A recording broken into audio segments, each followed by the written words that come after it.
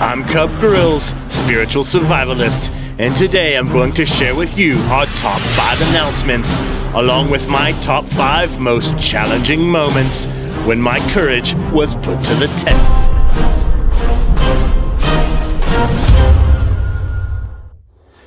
Alright, let's get to it. Number 5. If you haven't already picked up your brochure for adult learning and connection opportunities, do so today. You know, that really reminds me of the time I was in a spiritual deprivation chamber and all the opportunities I had to learn about Cub in there.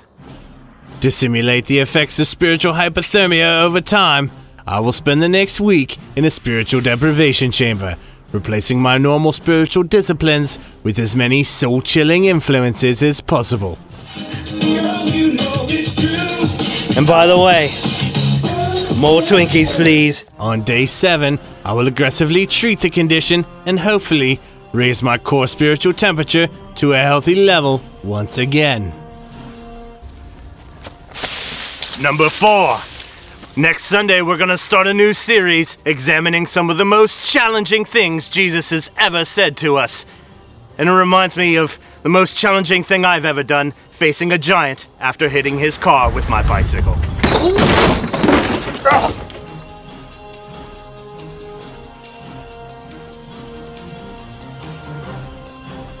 Number 3. Starting tomorrow, Monday, September 9th, from 7 to 8 p.m., we'll be kicking off the Cub Scout year with our first meeting. Ask Randy Lusky for more details. As you can see, the time in the wilderness has left me an expert in disguise, which came in really handy when I went undercover as a mom.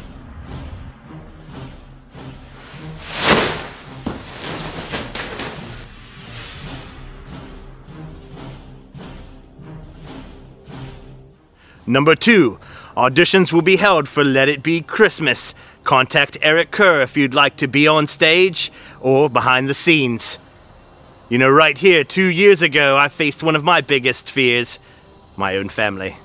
Today I'm gonna face down a giant, a Scottish-American giant. Well, Dad, I want you to know that practically all my life I have feared you. Here comes a platter of beer-battered truth with a side of love puppies. Order up! Now I understand. Number 1. This Thursday you can join us in the very room you're sitting in for a children's choir if you're from kindergarten through 8th grade. It's going to be a lot of fun. Thinking of angry mobs of adolescents, it reminds me of the time that I stood up to an angry mob of kids with a soul translator. What you see me assembling here is an improvised soul translator, a special tool that translates a person's words into the true contents of their soul. Watch and learn.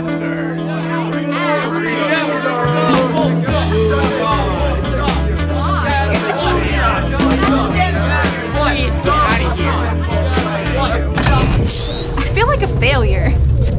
I have low self-esteem. Nothing I do is good enough for my father. I secretly admire your courage, but I'm afraid of being laughed at by my friends. I just need a hug. As you can see, life can throw a whole barrage of challenges your way. But if you stay strong and keep your courage in the Lord, all things are possible.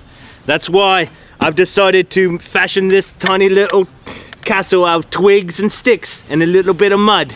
But like I said, if you keep your mind stayed on Him, you'll truly overcome.